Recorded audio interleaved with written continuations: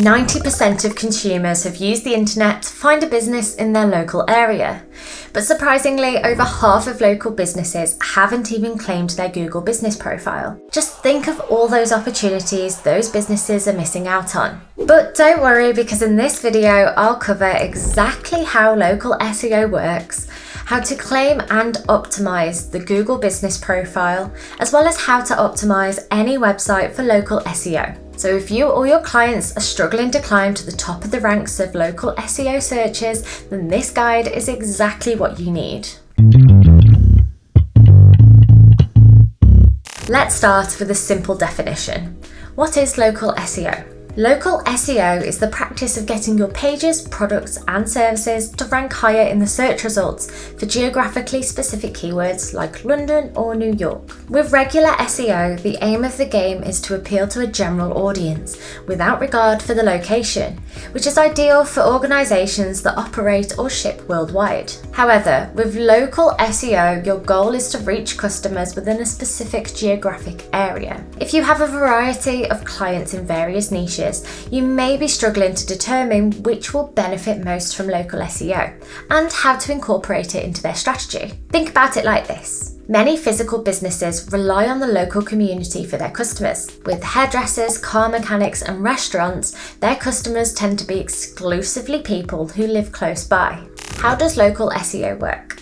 Google's local SEO algorithm centers on 3 pillars: proximity, relevance, and prominence. Businesses should be in close proximity to the user, prominent in the user's search results, and relevant to the topic. Google's primary ranking factor for local search is the physical location of the user. In other words, it shows results depending on where it thinks a person is right now. On desktops and notebooks, it bases results on the location implied by the IP address. On smartphones, it uses GPS location. Local SEO not only targets users within a local area, it also helps you target people who are thinking of buying right now, dramatically improving your conversion rate. Winner, winner. So how do local search results look within the search engine results pages, or SERPs? Google supports users searching with local intent by providing a variety of SERP features or snippets on the first page. The snack pack result is an information box that includes the business's review score, price level, type of service, address, and opening hours all in one accessible place. In December 2021, Google released an update to local pack results. It hasn't completely rolled out at the time of us publishing this video, but the new local pack format displays listings on the left and map on the right. This means that the business listings are at the top of the search results rather than beneath the map, giving them much more prominence in the search results. So as you optimize a website for the snack pack results, you may see some fluctuations in traffic until these changes fully take effect. Note how Google only displays 3 results here, so if you want to get here, then you're going to need this guide. Next, we have the knowledge panels and answer boxes. These tend to show when a search term is more specific to include the business name. I asked Google for the opening times of a specific business. The answer box provides the exact answer to the search query, while the knowledge panel provides the answer and more. I'm about to tell you exactly how to optimize a Google business profile, as well as on-page and off-page SEO for local searches. But before I do, make sure to hit the subscribe button and notification bell for more detailed digital marketing guides and tutorials. Let's look at the steps you can take to make sure that any website is properly optimized for searches with local intent. Firstly, you need to make sure that you've claimed the Google Business Profile. Previously known as Google My Business, Google Business Profile is an easy-to-use tool for businesses to manage their online presence across Google, including search and maps. So Google retrieves most of its information for local searches from the Google Business Profile. You can also use the Google Business Profile to explain to users what makes the business unique and connect more easily with customers. You can set up a profile by heading to google.com/business. Once you insert the business's basic details and enter it into the right categories, you'll begin to see it appear in local search results on Google and Google Maps. It can take around 1 to 2 weeks for a business to be listed on the local map search, but ultimately, this listing will help you increase website traffic and improve the customer customer experience. You can also choose a call to action button from a list of preset options to increase click-throughs from the search results. Next, as with all SEO strategies, you need to do some keyword research. There are some super quick ways of researching the most relevant local SEO keywords for any business. We've categorized keywords based around 4 fundamental areas of local SEO: service in locations, personalized location, opening times, and phone number. Service in location keywords are the keywords that relate to the locations in which you operate and are possibly the keywords we associate most with local SEO. Examples include kebab shop in London or plumber in Tampa. If the search volumes for the location you're in are relatively low, try searching for keywords related to the closest major town or city. You could even target your state or county if your customer base stretches that far. Tools such as Google's Keyword Planner and Ahrefs can provide you plenty of guidance on keyword competition and search volume. Search engines can offer more personalization by quickly providing the information users need if they have their location services turned on. There was a 400% increase in searches containing "Open Now, Near Me" in the past year.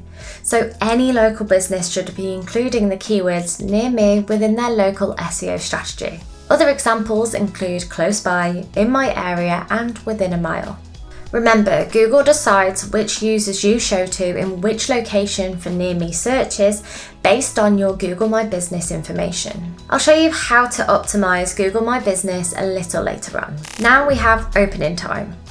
So let's say a user is looking for a doner kebab takeout on a Friday night and wants to know more information about the opening times of a takeout nearby. Most likely, they'll choose a natural language search query such as "What time does Pasha's Grill close?" or "Pasha's Grill's opening hours." Google will then return the results in either a business box if there are multiple locations, or a knowledge panel, along with a quick answer box for direct queries. Now that the user has the opening times, they may want to call up Pasha's Grill to order their food by phone. So they'd search for Pasha's Grill phone number, or "What is Pasha's Grill's phone number?" Now, if Google can't find a definitive number, it may provide the user with a variety of phone numbers, which you definitely want to avoid. These are the most obvious local SEO keywords, but you should also peek at who's already ranking well and consider targeting keywords and phrases that are working for them. You can do this in Google's Keyword Planner by searching the top ranking URLs and see what they're ranking for. As a local business, it may be best to target the long tail keywords. If you're unsure what I mean by this, you can check out our detailed guide to finding the perfect long tail keywords to target, which I'll pop a link to at the end. Now let's turn our attention to the website itself and look at how you can optimize the web pages themselves. Google is becoming better at detecting whether the contents of a page accurately reflects local needs and interests. So you don't need to go to the same extremes that this dentist did to rank for searches with local intent. So what should you do? Start with the contact page. It's possibly the most influential in your local SEO strategy. This information must reflect what's on your Google My Business page. One of the best ways to get the most out of a contact page is to add FAQs that include local keywords to support the user experience, naturally boost keyword density, and target the People Also Ask box in the search results, which will go a long way to improve your visibility in the SERPs. Another tip is to embed a Google map onto the page. Google tracks click-throughs as a ranking factor, so this can put you ahead of the competition if others don't have this feature.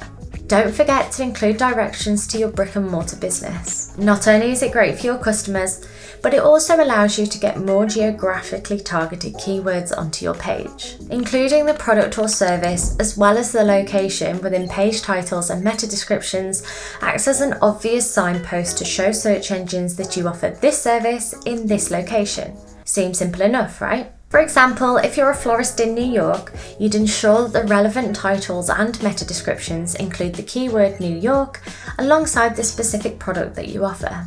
Local SEO keywords need to be present in any page that includes information about who you are, what you do, and where you do it. It seems pretty obvious, but double and triple checking that your content actually contains the keywords you're targeting is an exercise that many tend to miss. Most importantly, make sure that these keywords keywords are included naturally within the content. It's easy to get carried away to the point where you forget that you should actually be talking to a human, not a robot. Readability is a massive factor in SEO. Search engines are looking for pages that are easiest for users to understand and digest. Including headings will contribute to a good readability score whilst providing the opportunity to add local area keywords.